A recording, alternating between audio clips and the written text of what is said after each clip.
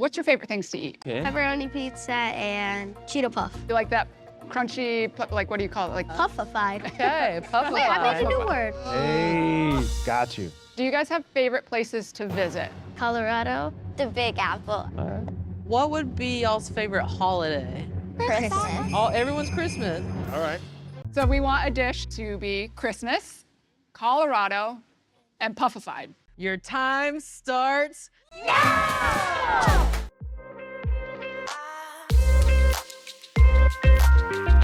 Welcome to the Eat Your Content podcast. I'm your host, Rich Herrera. This is your podcast for all things food and pop culture.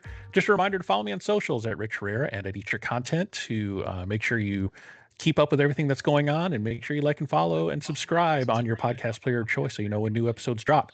We are in week 5 of Top Chef season 23, and joining me week after week, Chef Corwin Hemming. Chef, how are you? Rich, what's going on? We're back. Another week. We are back. We're going to do another breakdown of another great episode of Top Chef Carolinas. I thought overall it was a pretty fun episode. I liked both challenges. We have kids in the mix, and kids are always unpredictable and funny, which I have kids. They're definitely unpredictable. Yeah, that's right. That's right. So let's get right into it. So let's get right into the quick fire. Our guest judges was Fortune Feimster, actor, comedian, writer, and three kids. We had Kinsley Wolf and Anna Kate, 8 and 9-year-olds. So I thought they were pretty funny, especially Anna Kate there towards the end, talking about corn nuts was hilarious. And then talking about Fortune Feimster, she's pretty funny. And then they cut to Sherry's confessional saying, Sherry thinks she's a funny person. And they're like, tell us a joke. And she's like, no, I don't think I'm going to. And then just does not crack a smile. She does not strike me as a funny person. I don't think she's a comedian there. But what did you think of the quickfire with kids? The challenge was to improvise a dish, and they asked the kids like improv questions. If you've ever been to an improv comedy thing or watch Whose Line Is It Anyway, they always ask, name a place, name of this, name of that. And then they come up with a whole skit. So what did you think of the kids in this challenge? Kids in the challenges, in my head, would have gone one of two ways. It's easy to cook for kids. Kids like sweet, salty things, fry something. They like simple things. And they had some good ideas about how to put together the challenge. I thought the challenge was a little weird in how they formulated what needs to go on a plate. Christmas, Colorado. I was like, okay. And then corn nuts got thrown in there, and I was like, all right, like, where are we going with this? It was a weird challenge for me, but I do like the kids being a part of it. I think they bring a lot of creativity in terms of like their imagination, just being like, well, do this, do that. We want to see this. And I think it made for a good challenge overall, but challenge is a little weird. I mean, yeah, I can imagine you're a Top Chef contestant, and then you see these kids come out, and you're like, oh man, because kids, I mean, they have simple taste, but they are brutal, and you try to appeal to their taste buds, and you don't know if you're hitting it on the head there. I mean, at your restaurant, I mean, I'm assuming you don't have a kids menu. It's not necessarily a family restaurant, right? Mm-hmm. And you're a new father yourself. So when you talk about cooking for kids, like and as a chef, what do you hope to impart on kids as, so they don't get stuck in the chicken nugget stage for too long? I think it's really just up to the parents that, kids, they follow, they don't listen. Well, they do listen, but they're going to follow your lead in terms of like watching your visuals. So like, for example, you take a sip of your drink, you go, kids are going to be like, they're going to do those things. So I think it's really important for you to just really eat things, expose them to stuff. Like, for example, my parents were in the military when I was young.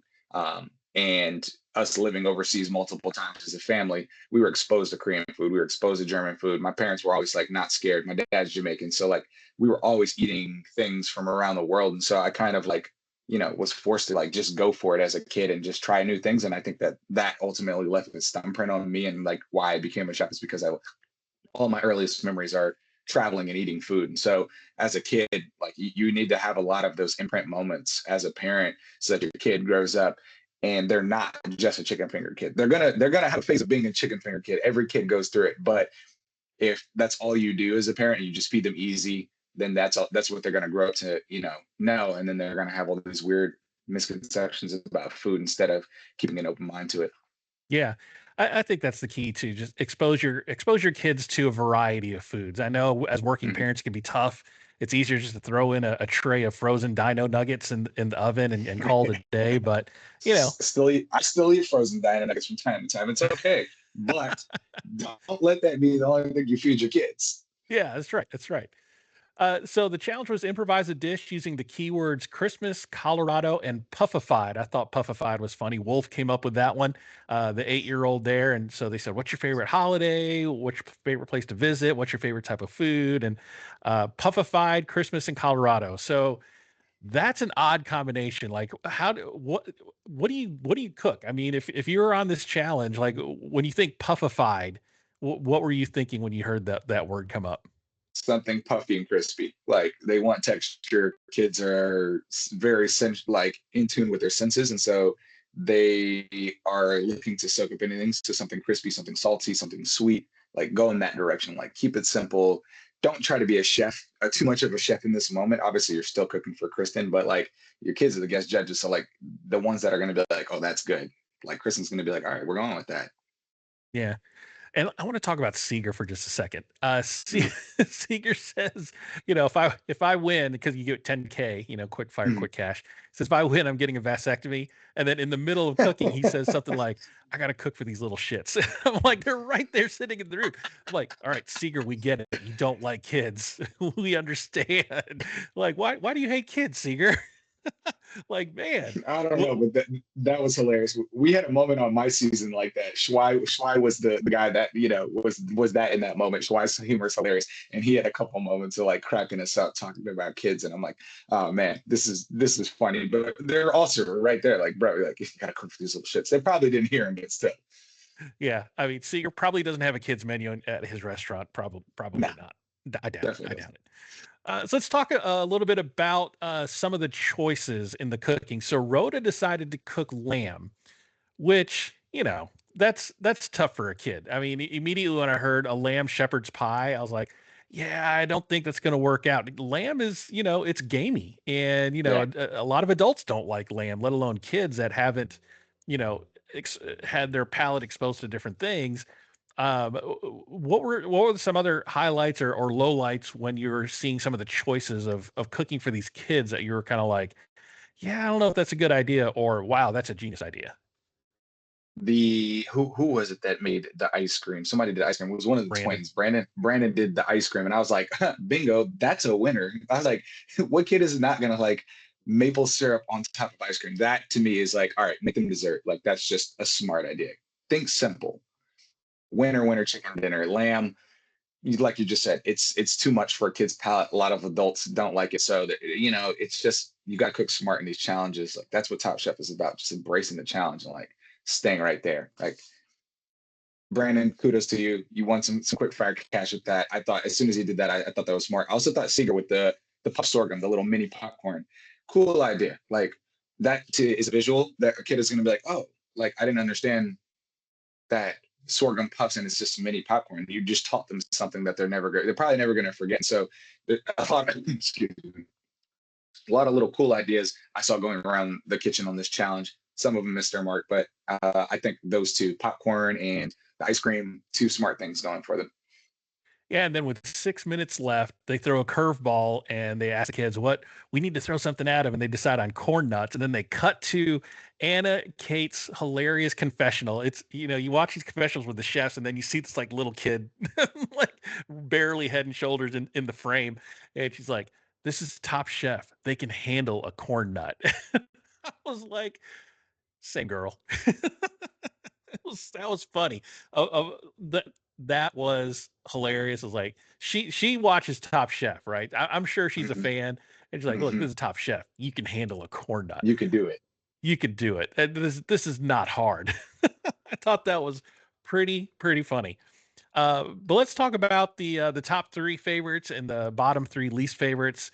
So Mhm. we talked about Brandon, Colorado vanilla ice cream with Nutella, corn nut crunch, and maple syrup. I mean, this is just a kind of a high end version of the elf dessert that Will Ferrell made. Yep. And I mean, I knew as soon as he said ice cream. I mean, he knows kids. Mhm. Vanilla ice cream with maple syrup and sugar on sugar, and then the salty corn nuts for that sweet salty combination. Who doesn't love that? So I knew that the vanilla ice cream was going to win, and he did do that one. Seeger, we were talking about before with the peppermint white chocolate crema Catalana with corn nuts, puff sorghum, and the strawberry and pomegranate. They did like the corn nuts, and they did like the little popcorn. They found it interesting. And then Jonathan did a pizza. So he did a puffified pizza with pita bread, andouille sausage, cheese, snow with blueberries and grapes. And we have two pizzas. One failed, one did well. So on the bottom, you had Oscar with a puff pass pizza, which I wonder if the kids went back and said, "What did that mean, Daddy and Mommy?" And having to explain that. I'm like, Oscar, man, what are you doing?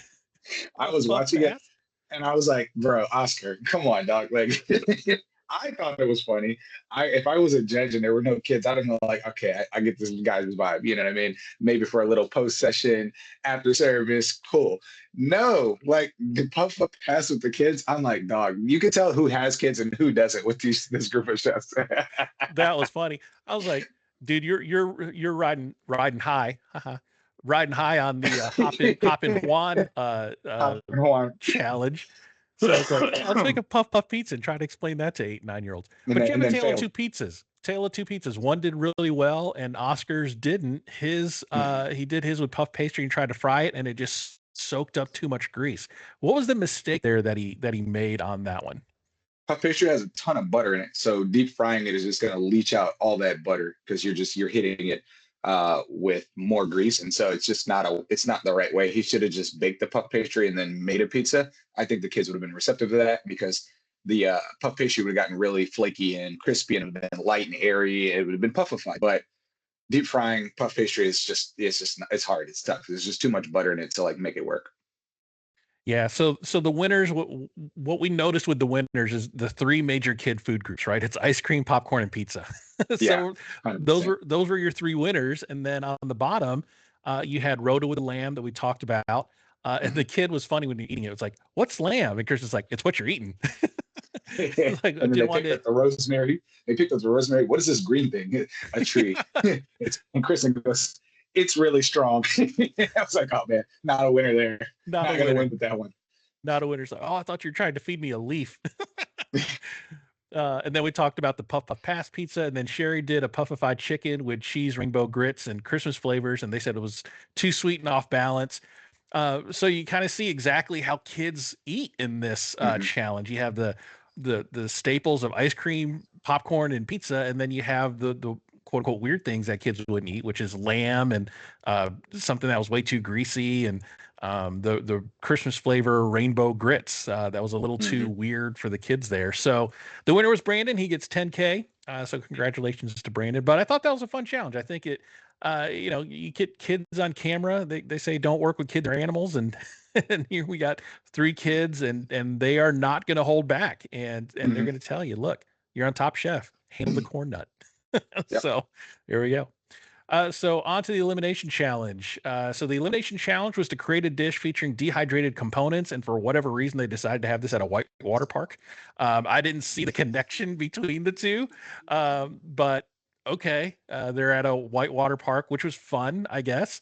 But I didn't understand the connection there. So dehydration, one thing I found interesting was Kristen said that dehydration is kind of having a moment. It's a trend that's happening in restaurants now. Do you do any dehydrated stuff, and do you see that as a growing trend in restaurants in your area?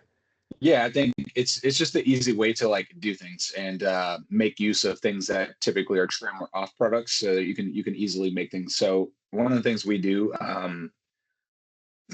in terms of dehydration, we have at our cocktail lounge, we have a smaller menu. It's like more like bar snacks and like simple food. And so one of the things that I wanted to go in the direction of in the restaurant is like, how can we utilize some of the trim and off products of us prepping one thing that we can turn into another thing. And so we dehydrate a bunch of herbs. So anytime you like cut parsley, you have all the parsley stems. Anytime you cut chives and you have the butts of the chives, we dehydrate all these herbs and we make a green powder that we dust onto some chips. So we do like an herb chive in vinegar powder chip that has its own dip, so the dip is green. And so like, little cool things like that we've been trying out and making. Like we definitely dehydrate things. I've seen a lot of chefs like dehydrate fish skins and like puff them. So it has a moment. You just got to do it really well. I've done anything from like making like rice puffs for like tartars and crackers in the dehydrator, so that when you fry it, it like billows and puffs up. So there's a lot of cool techniques you can easily do with the dehydrator. Every restaurant should have one. You can use it for your bar program. You can dehydrate your own citrus and garnishes for cocktails. So has a ton of uses. It just depends on like how creative your team is and what you're able to go.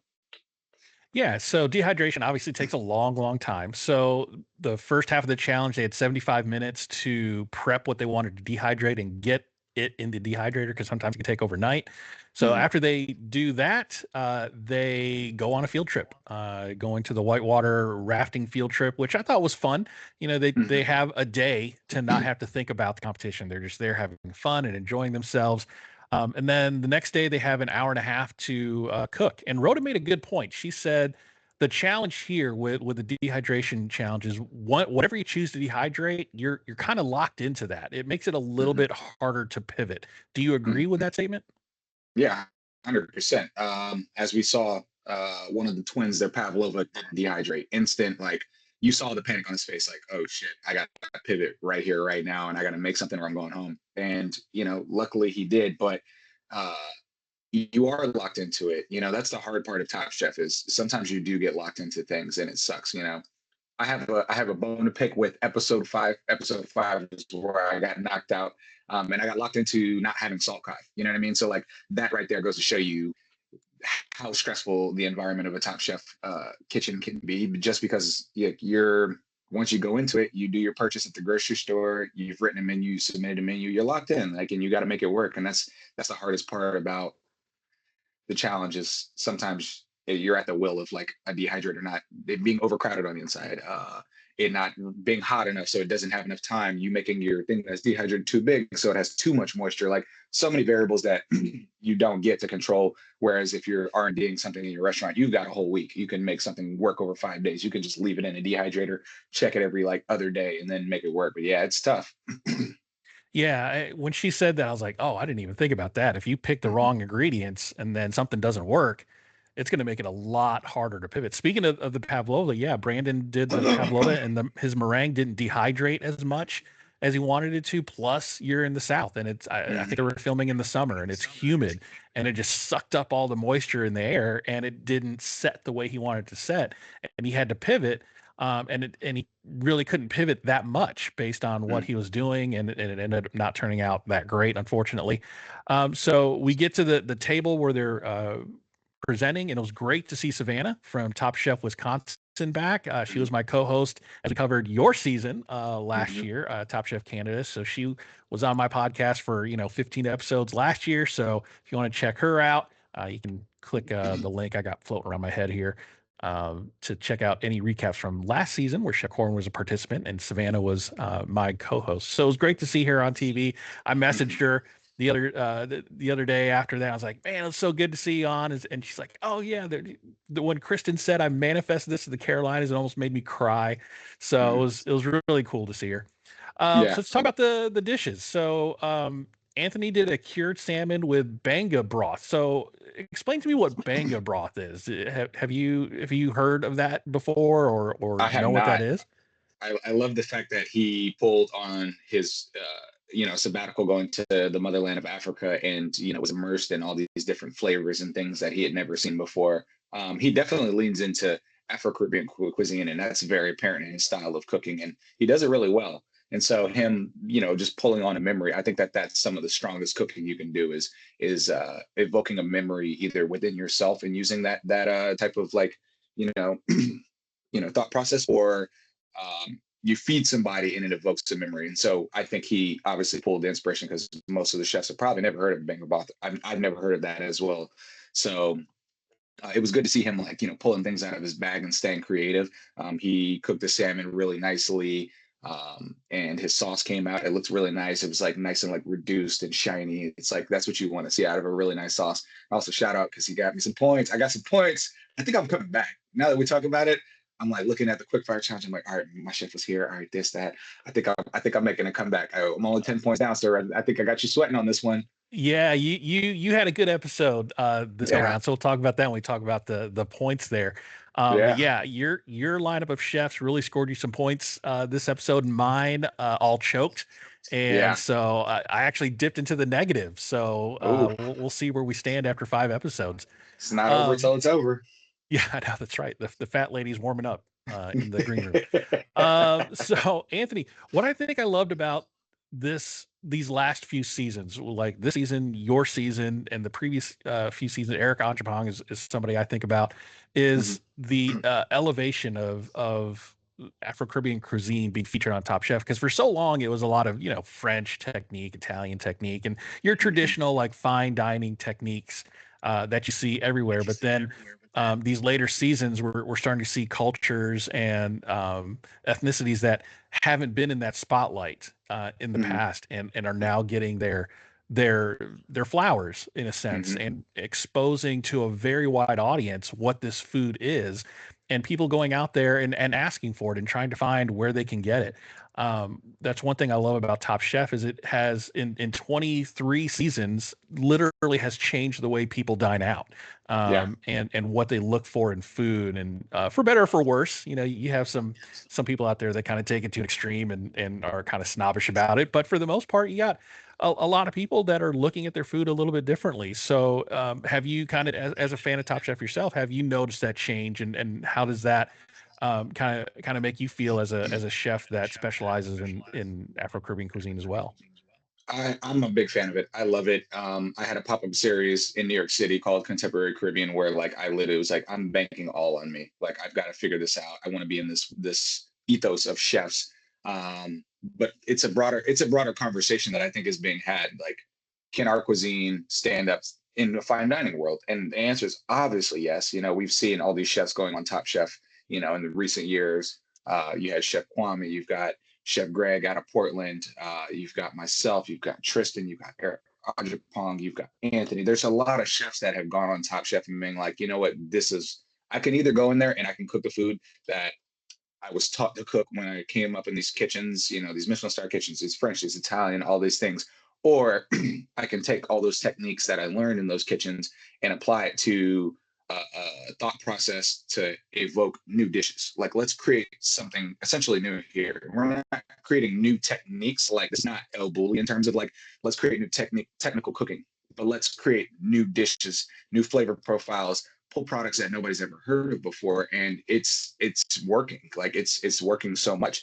It's a lot more work from our standpoint. Like, I don't think people like quite understand. So last episode, for example, we talked about like the Cisco's of the world. So there's purveyors in the world and they carry X products. And now that this new way of cooking is coming into the ethos of fine dining, we cannot get these products readily available. Like Chef's Warehouse, Baldor, all these big conglomerates, they're only going to carry products that they can sell to like multiple accounts. So if you're the only account that wants this one thing, they're not going to carry it because it's just too costly for them, or they have to import it from like, a country that's on the other side of earth. And as we're seeing with, tariff wars and all these things that are going on in the world right now, everything's the most expensive as we've ever seen chefs, have to deal with. Like the food cost right now is the highest it's ever been. This is like a massive challenge for chefs. And so for us having, an international approach to cuisine that was considered rustic forever and is now being transformed into something that's fine dining, we're still having to get creative and find ways to get these products. So like, for example, we have a place here in Tacoma, Maryland called the Caribbean Market that a couple of restaurants that I know of in DC use. And so we basically drive in, it's a 30-minute drive there, 30-minute drive back. And if there's traffic, you hour and a half round trip just to get there. And we've got to get things like, mango cuchilla. It comes from like one country. That's like a fermented mango condiment with spices that's influenced from India, but made its way to the Caribbean. So to get these products, if like there's a global shortage because now restaurants in New York are using it, restaurants in DC are using it, restaurants in London are using it, this tiny island can only produce so much. Like they can't keep up the demand. So what do? We've got to make our own now. So now we've got to like reverse engineer these products and then try to get as close to what we've been serving guests in this. It's a massive challenge. It's so difficult. It's not impossible. It creates creative cooking, but it's like we carry this burden to like do this, and then we like hit a plateau, and you're like, all right, we got to go back to the drawing board to like lift again and then lift again. And we're doing that, and we're seeing it happen at like Marquette, New York City. We're seeing it at Kabawa, New York City. We're seeing it at Island, DC. It's happening, but it comes with a level of pressure that's like, man, we've got to like really get deep in our bag and find creative ways to like lift the culture and like lift the diaspora. And it's like we're doing it, but it's like it comes with like a heavy chip on your shoulder. I will say that.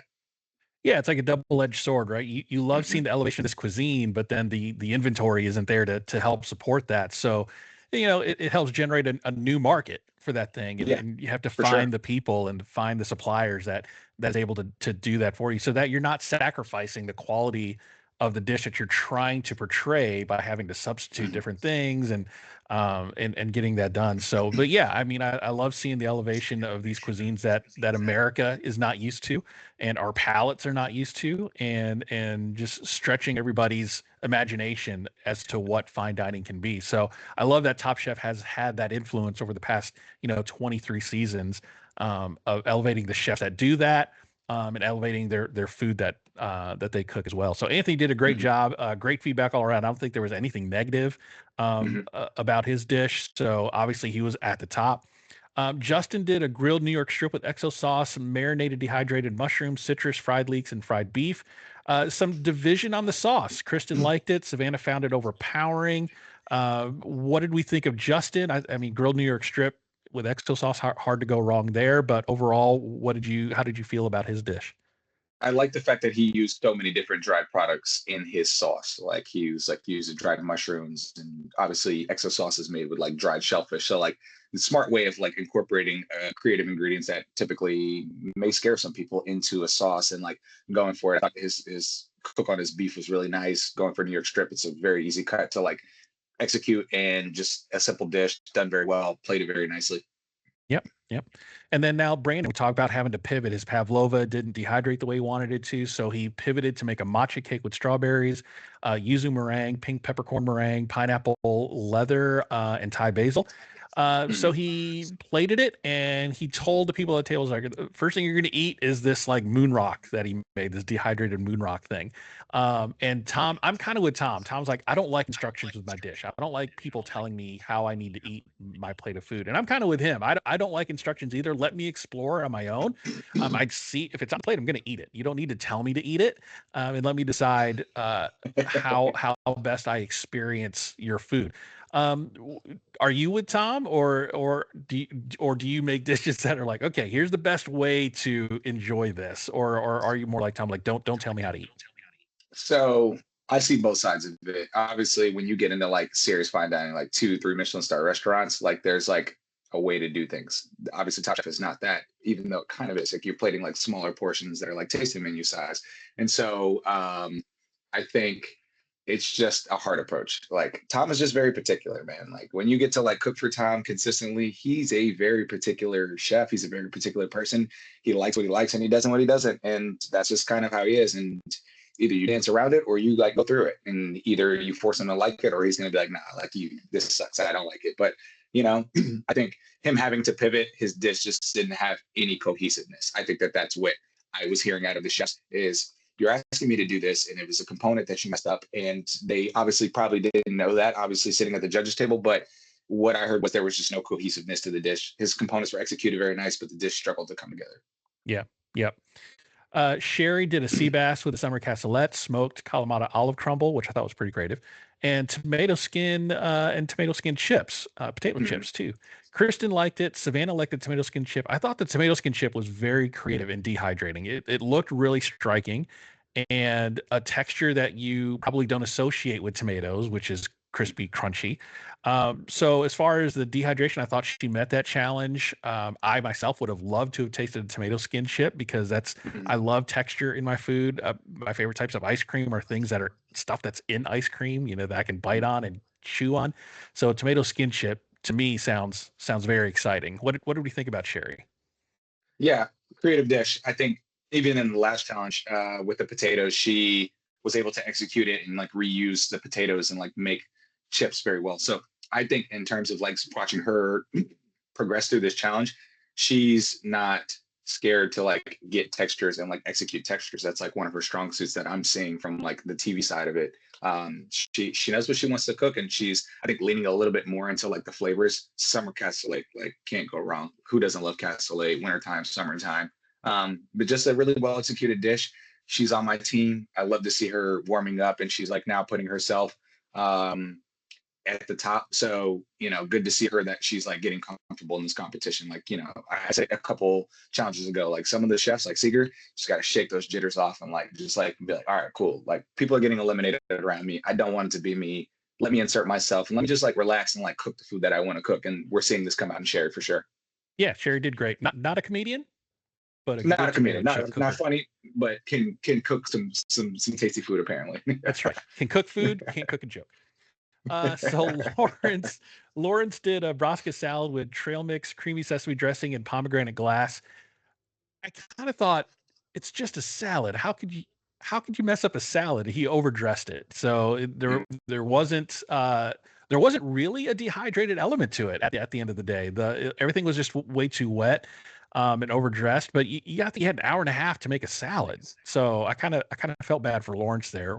What did you think? So I'm twofold. I think a salad is a great way to like embrace a challenge if you do it right. And obviously he overdressed the salad, didn't do it right. He should have like really taken his steps and like made sure that salad was perfect, because like you said, it's just a salad. But at the end of the day, you see me also channeling my inner Lawrence with the pen in the ear. Every episode, I'm like, what are you writing down, bro? Like, here, you're cooking right now. but the pomegranate glass, when he said like glucose and they were like, it's getting stuck in your teeth, I was like, yeah, like it's sugar. So like you've either got to like dehydrate that shit super far, or it's just going to be like this gummy kind of texture, which we saw was the case in there. And so, he had trail mix in there. I just don't think, hot take, you come out super strong in Top Chef and then it gets hard because then like you have a mishap. Is it confidence? Him and Rhoda, two chefs that like had mishaps that like came out super strong, and you got to like carry that longevity over. And so like, I just don't think that it was his best use of his day. Maybe the challenge was a little bit weird to him. I wonder what his thought process was going into that, because he's shown he's super creative and can technically cook very, very well. Like Lawrence has that bag. So why go so simple to where you mess up a salad? I wonder why he chose that and decided like, when I heard trail mix, I was like, okay, well, are you going to do something to the trail mix? And like, not really. Okay. And then he made the pomegranate glass as like a thing, and then like missed his mark there. And then the salad was overdressed. I'm like, all right, like you made the bao buns, knocked it out the park. Like you've done multiple things. You've won Quickfires, you've won immunity. So why this? That's where I was kind of like looking at the camera. I'm like, why that?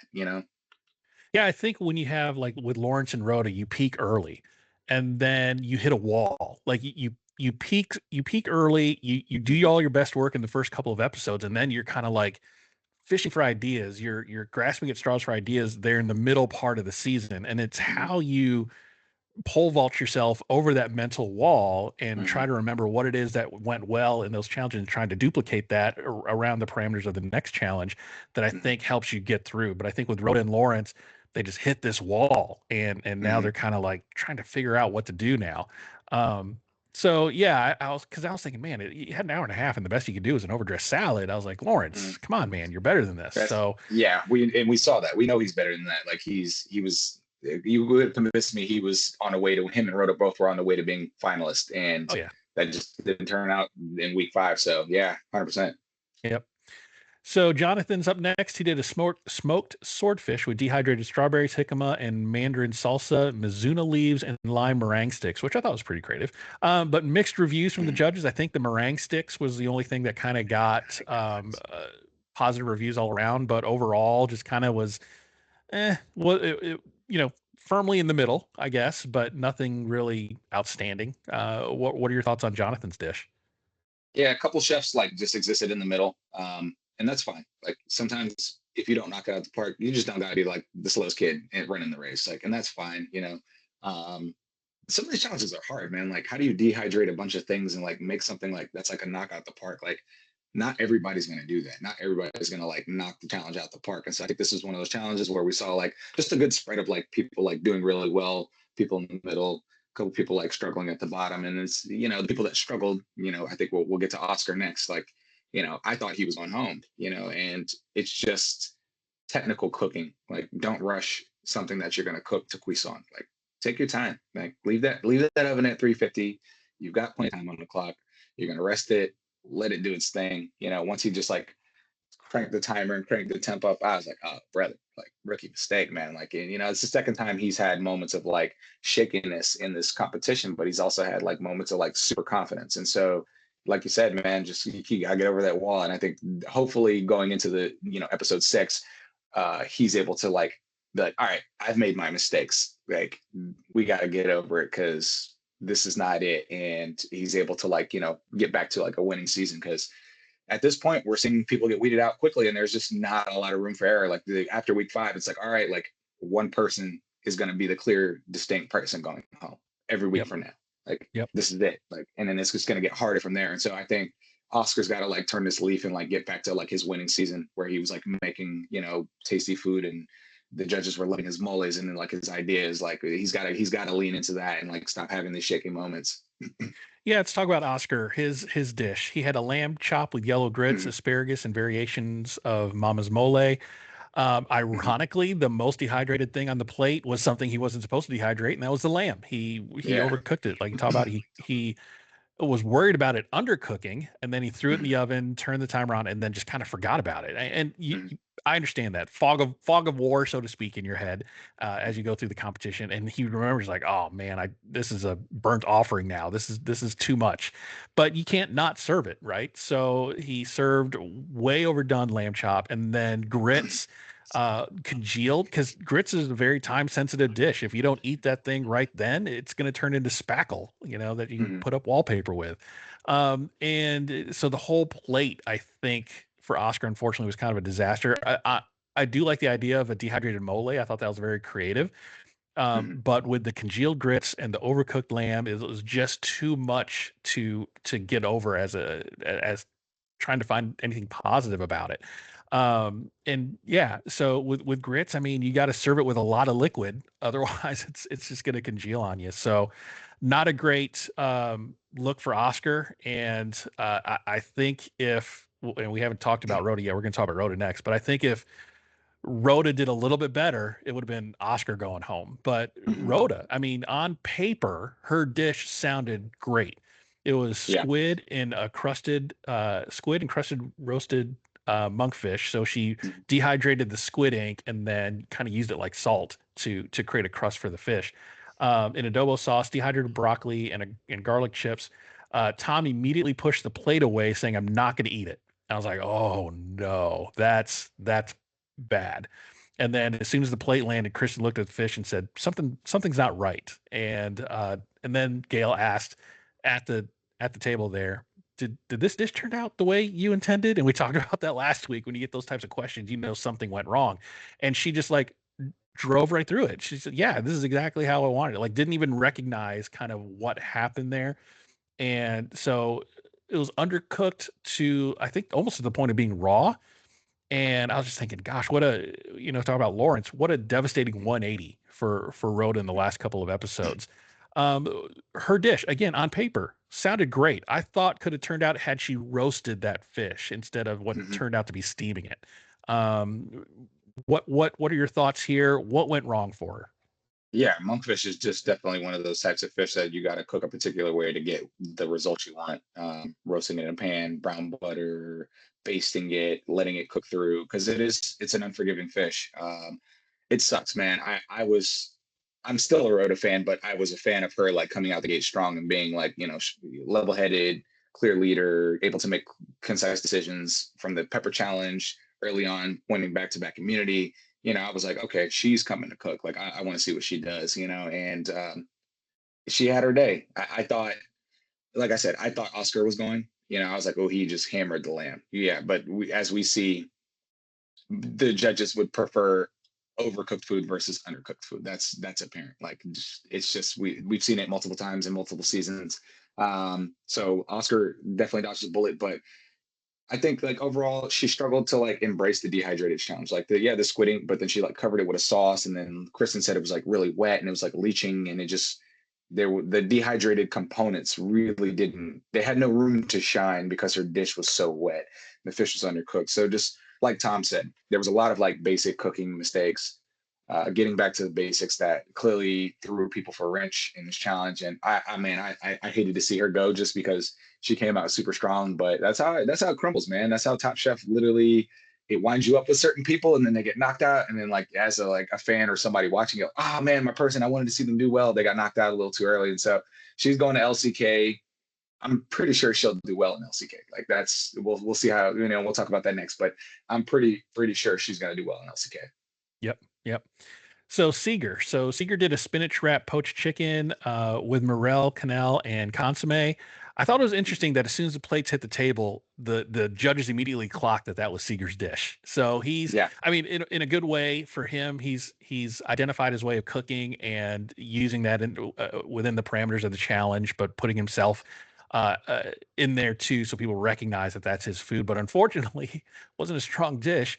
Tom called it spa food, and they thought he dehydrated too much. Like, dehydration was the challenge, but they said you don't have to dehydrate every single thing. And so it's like, where do you find that line in a challenge of highlighting what the challenge is supposed to be about and then going way too much over? That was, I was surprised when Seeger's dish dropped and we saw it.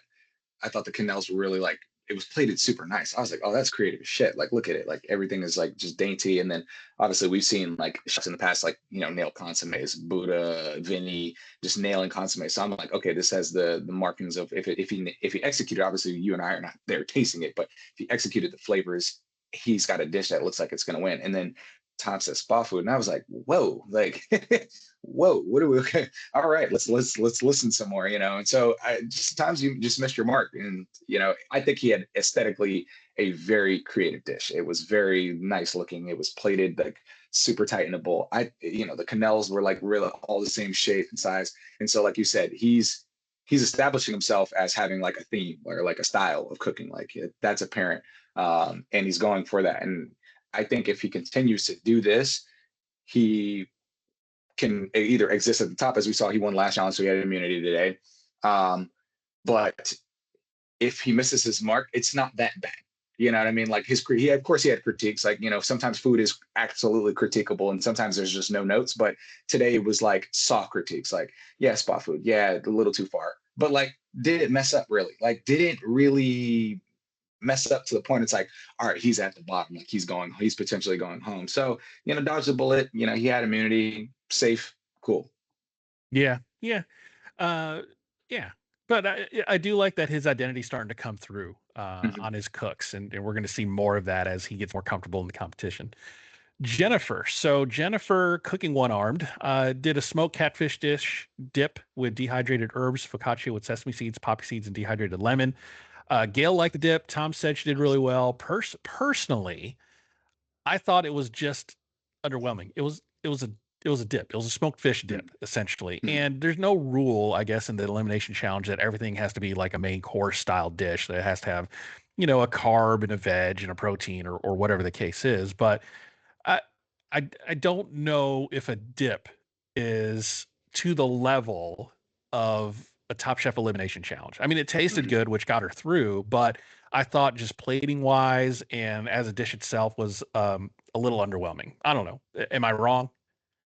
It depends. I think it depends how you use your components. Like, if she would have did like a spoon quenelle or like a rocher and like use the dip as a component for a vessel to carry into something else, she executed that very well. So she stuck to the challenge. Something like, it's just the same critique that I just gave for Seeger. Sometimes you make something and it's like just critiquable enough, or the dish, the chefs at the judges table, they like it and they're like, okay, but like, it was a critiquable dish and she could have had another element there, component. She had more than enough time. I think that her arm is clearly distracting her. Like, that's apparent. It's taking away from her ability to think just strictly about food, because she's, the second time she's been like, I don't want to do the quickfire challenge. And we've never seen this before in a Top Chef kitchen. So she's clearly struggling physically in this, and it's weighing on her ability to like just focus on food, which kind of sucks, like she's trying to be creative. She's going for it. She's executing the best she can. She's not bombing. like with one arm. She's basically like a peg leg pirate right now. And that is it's hard to see. I thought when they gave her the opportunity to bow out, I thought she was going to be like, yeah, I think I'm not able to do what I came here to do. She's showing grit. It's like, but in that grit, like dig deep, like be Michael Jordan with the flu game. Like, don't let that be your end all be all. And I'm glad she decided to stay. I'm glad that also Seeger was like, you're not going home. Like, you're staying. Like, keep going. Like, we're in this. Like, this group of chefs, I said it last week, man. This group of chefs has this camaraderie. Like, Rose said it, my new best friends, they're hanging out. They really enjoy each other's company, and they're cooking with a different like level of like competitional pressure. I want to see her do well, but it's clearly weighing on her. And I think she's got to either like get over this injury or she's going to get taken out soon if she can't rise to the occasion. So it sucks to see, but she's doing well enough. Yeah, let's talk about her decision for just a second while we're on Jennifer. So recapping, she bowed out of her second quickfire challenge in a row. And then they did give her the choice. Hey, if you want to go, no shame. You can come back. You can come back when you're feeling better and you're over your injury. We commit to having you back on the show in another season. But if you bow out of another quickfire challenge, you're going to be asked to leave because you can't be doing that. You can't be just picking and choosing which challenges you want to do. So yeah, she decided to stay. If it were me, if I were in her position, because I mean, a shoulder injury is huge. My wife injured her shoulder recently, and I see the pain that she's having to go through rehab and getting it back to 100%. So it's rough. If it were me and I were Jennifer, I would have said, I'm out. I can't cook one-handed, and if I can come back in a future season, I want to be at 100%. And I love, like you said, I love that all the chefs were like, hey, park next to me on the quickfire. I'll help you. And I'll help you in the elimination challenge. But that's not how I want to go about this game, Top Chef. That's not how I want to win. I don't want to win because 3 chefs cooked half of my mise en place or half of my dish while I'm like in a cat or in a sling.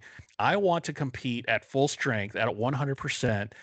Yes, there's the Michael Jordan flu game, sure, that you go through that but this is different. I can't. I would not be able to cook one-armed for the majority of this challenge. We're going to see if this decision comes back to bite her in the later episodes. But if it were me, I probably would have been like, let me go out with some dignity and let me come back next season and do my thing, because you're not seeing the full and complete Jennifer. You're seeing 75% of Jennifer, because I can't cook to my fullest potential with literally one arm tied behind my back. So I don't know. I don't think she made the right decision, but we'll see. I mean, maybe she'll get some really good medicine and make it through, but I don't know. We'll see. I think she's showing grit at the end of the day. She's showing grit by staying, and that you've got to respect. She has the ball is in her court. She has the power to be like, yeah, I'll come back, or I'm going to stay and tough this out. Both are like, we get it. Like, we see you. Both are admirable. I'm not mad at it. I applaud her by staying, because let's say she would have bowed out. Would they have sent 2 people home this past challenge? Would they have just been like, okay, like you're taking the place of somebody else, and Oscar or Roeder was scot-free? Like, how would that have worked? I was watching it like, oh man, if she bows out, like, what are they going to do? But she's showing grit, man. I got to respect it. Like, life is full of like ups and downs. Sometimes you just got to work through the pain, and it sucks being obviously your arm. Like, yeah, if my hip hurts at work, like I just will bring all my mise en place and stay on my station and just try not to walk around too much or take the elevator versus the stairs. But like your arm, like you need to use the chef knife, you need to use both hands, you need to use spoons, like you need it. But yeah, she's in a tough spot. I hope either she can settle this pain and not get eliminated next, or because we're seeing barbecues coming, so labor intensive cooking, heavy meats. Like, is this going to be something she's going to get over? Is it going to knock her out? Yeah. And me, on the other hand, I'm like, don't be a martyr. Like, don't be a martyr. Come back at full strength. I want to see you cook at full strength, because clearly you got the talent. And I hate to see you cook at not full strength. So, but let's talk about the last dish. We have Du Yen. She did a coconut braised pork belly, radicchio, Thai basil, chimichurri, and rice with dehydrated shrimp and aromatics. The judges loved the dish. Gail liked the sauce. Tom finished the pork belly, and being the last dish, he finished it. So that tells you it was probably pretty good. Mhm. And the rice looked amazing. It was clearly the star. And she, in the judge table, was like, "I'm the designated rice cooker in my family," so she knows how to cook rice. But I thought it was a very successful dish. Like Anthony, it looked really good, embracing her upbringing and her culture, and elevating it. What did we think of Duyen? The pork belly looked immaculate. Like I love when a sauce is reduced to the point where when you like lacquer something in it, it just like coats and it's shiny. I was like, oh shit, that looks delicious. And the fact that Tom ate every bite and it was the last group of chefs, sometimes being last is hard because the judges have had all this food and they've sometimes already picked their favorite. You know what I mean? I had a challenge when I did apple 5 different ways and I did the scallop crudo. And me and Vinny were first. And I'm like, you don't know what all the chefs behind you are cooking. So I'm like, man, there's like, yeah, we may have like whooped them up out the gate, but like, did somebody else make something crazy? And then you find out like, oh, like being first is great because if you knock it out the park and you just hit them with flavors and techniques and combinations, they're like immediate first step impression. Like I'm already putting that into my top 3 slots versus being last and they've had bad food, good food, great food. This does that automatically put you in the middle because they're a little bit full and their palates are blown out? Clearly not. She cooked an amazing dish and it showed. And Tom was licking his plate basically without licking his plate. Yep. Yep. So with that, we go right to the judges table, and to no surprise, we have Anthony, Duyen, and Sherry in the top of the judges table, with Anthony being the winner. So congratulations to Anthony. He gets elimination or immunity for the next elimination challenge. On the bottom, by obvious reasons, we have Lawrence, Rhoda, and Oscar. And Rhoda was eliminated, heading to LCK, only because she undercooked her fish and the dehydration kind of took a back seat. Oscar dodged a bullet. I think Lawrence wasn't. I like how Gail said it, or maybe it was Kristen. It's not as offensive as the other two. So he was safe.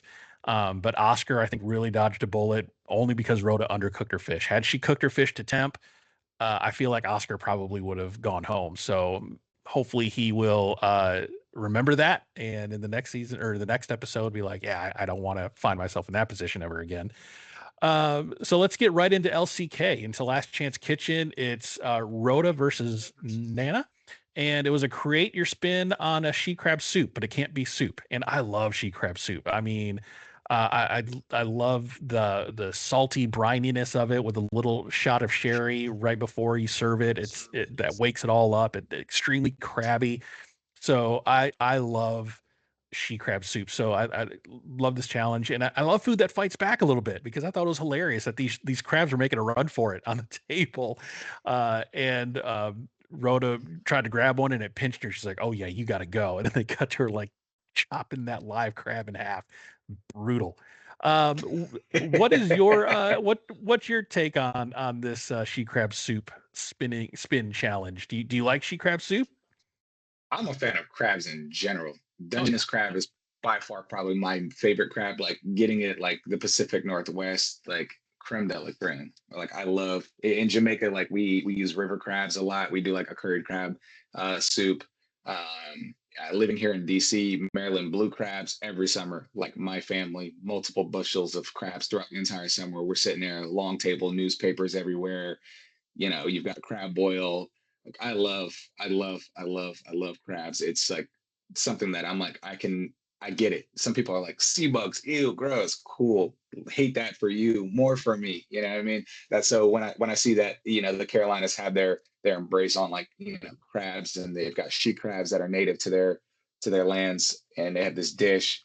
It's so transferable amongst cultures. Like I think what culture doesn't have a shellfish, like a serious like crab shellfish dish? Like every lobster bisque, river crabs. The Japanese use crabs. Like everybody uses crabs in some way, and everybody does it really well. I thought Nana frying the crab arms super smart. Like this is cool. Like she's making herself being known that like, all right, she's rallying back. Like once again, Nana, I want to see you rally back. I want to see you cook for it. I thought um, that she did a mac and cheese was a little interesting. Like, Nana definitely leans into like that West African cooking that she like grew up on. So I thought she was going to go in that direction. I think if she would have went that direction, she might have won out. Just because like she's not scared to cook big bold flavors like, at all. Like Nana's not scared of that. We know that. Like she cooks very like slow and low, sauce oriented, and mac and cheese is a great vessel. Also, you're cooking pasta for time, so like you mess that up, you're gone. So, but she nailed her cook. So, shout out to Nana, like rallying back, putting it on her back, showing the world that like she's in it to win it. So, Yeah, so Rhoda did a Singaporean chili crab, and cooking the crab in the sauce, added the essence of the crab to it, and then she added more crab. Like she just overloaded the crab. And Nana, I thought crab mac and cheese was a good idea. And Tom said it was creamy. The pasta was cooked well, and the fried crab claws I thought was a smart move too. And Rhoda won with her Singaporean chili crab. Tom thought it was going to be too spicy, but with the crab being cooked in the sauce, it helped balance it out, and it just was more crabby. And that's where why Nana got eliminated. It just wasn't as crabby as Rhoda's, and that's what in Last Chance Kitchen. What I'm noticing is people are going home by like hair splits. Yeah, by just a degree. Had she just added more crab, I think Nana could have won, because to me, a crab mac and cheese just seems more satisfying. It seems much more like homey, and just reminds you of a warm hug. And but the challenge was the essence of she crab soup, which is crab. And Rhoda just did more of it, and that's what got her the win. So Nana unfortunately is eliminated. There's no coming back. Rona wins to fight another day. So let's see if she can remember what got her those early wins. And as she fights through Last Chance Kitchen in this King of the Mountain style tournament, see how long she gets in there. So a good episode overall. Let's get right to the points. Like I said, your stable of chefs really kicked tail this week. Mine failed to perform. And so I ended the episode with -6 points after it was all said and done. And you ended the episode with 18. And with my negative points and your positive points, you have overtaken me now. After 5 episodes, we're at 48 to 34. I am behind 34, and you are ahead of 48. And individual chefs. So Seeger is the front runner as far as individual chef points. He's got 20 points overall over 5 seasons. So Seeger's really coming into his own. That sweep in last week's episode really elevated his point standings, and on your team really brought you back from the brink. So next week we'll see how it goes. We have the barbecue episode next week. I'm looking forward to that excited one. for this. This is I'm what super. I think everybody is waiting for. Yeah, I saw Barbecue the in the Carolinas. That's right, barbecue in the Carolinas, and I'm going to be really interested to see what they do, because like you don't want to fuss with barbecue too much. You don't want to make it too chefy, right? You don't want to make it too fancy. But I feel like that's the component of Top Chef. They're probably going to have to in some way, shape, or form, because it's not. Top Chef is never just about like doing something like just this, like, because then then you're just making, like you said, the whitefish dip. Like what else? You know what I mean? Right. So I'm eager to see like what they're not just going to go in there and cook barbecue, and maybe they might. Maybe I'm wrong. Maybe the judges just want to see like throw down your style of North Carolina pit barbecue, like do this. And maybe it's just a raw challenge, but I don't think that it's going to be that. I think there's got to be some type of twist. If I know anything about it, Kristen is going to come in here and throw a wrench in it. Like she was doing that my whole season. It's got to be something different. It's got to be something a little creative, because if not, it's just like, all right, cool, it's just barbecue, but which is fine, but it's just barbecue. Yeah, for sure. I'm interested to see it, because there is going to be that fine line between remembering traditional barbecue and then doing too much to it to where you don't even recognize that it's barbecue. So we'll see how it goes. I'm really looking forward to it. So last few minutes here, where can people find you on Instagram? What's going on at the restaurant that people need to know about? You can follow me on Instagram at Chef Corwin Hemming.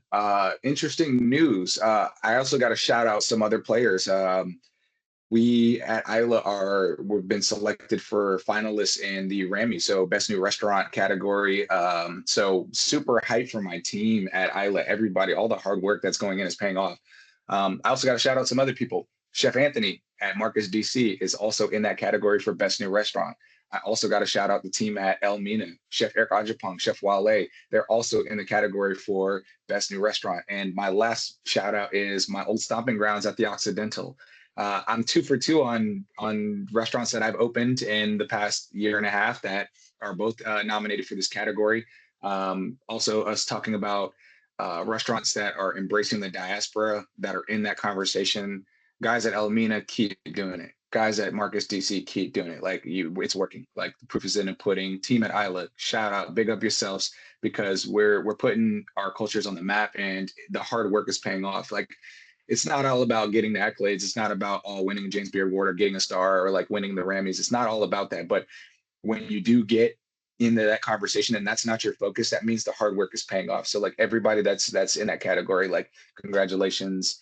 I'm super excited to see who wins out. I'm hoping it's us, obviously, but nonetheless, like for me, I've opened 2 restaurants that are in this category, and that to me is like I'm where I need to be. Like obviously I was on Top Chef, and like all these things that like are laying on, it's just like the hard work is paying off after 15 years in this industry of grinding it out. It's like it's everybody that's doing it. Shout out to yourselves, man. I love to see it. Yeah, congrats on the Rammy nomination. So when do you find out if you win or not? At the award ceremony. They're going to announce it at the award ceremony coming up next month in May. And so, I'll be there with the suit on, booted and suited. Give me any excuse to put on a suit. I'm going hard. I'm going straight to this suit supplier. I'm going to see my guy in New York City, get a fresh suit. So we'll see. But yeah, I'm super excited. I hope we win it. If we win it, like I'm spraying a bottle of champagne somewhere. Just know that. Nice. Keep us updated, and obviously follow Chef Corwin on Instagram. I'm sure you're going to be posting all kinds of fun selfies and videos of the award ceremony. So we'll see how you turn out there. So good luck to that. Yes, for sure. And follow me on socials at Rich Rare and at Eat Your Content to keep up with everything going on with the podcast, and make sure you like, follow, and subscribe on your podcast player of choice so you know when new episodes drop. Chef Corwin Hemming, thank you so much. We'll see you next week. Episode 6 is coming up. I'm excited for it. I'll see you next week, Rich.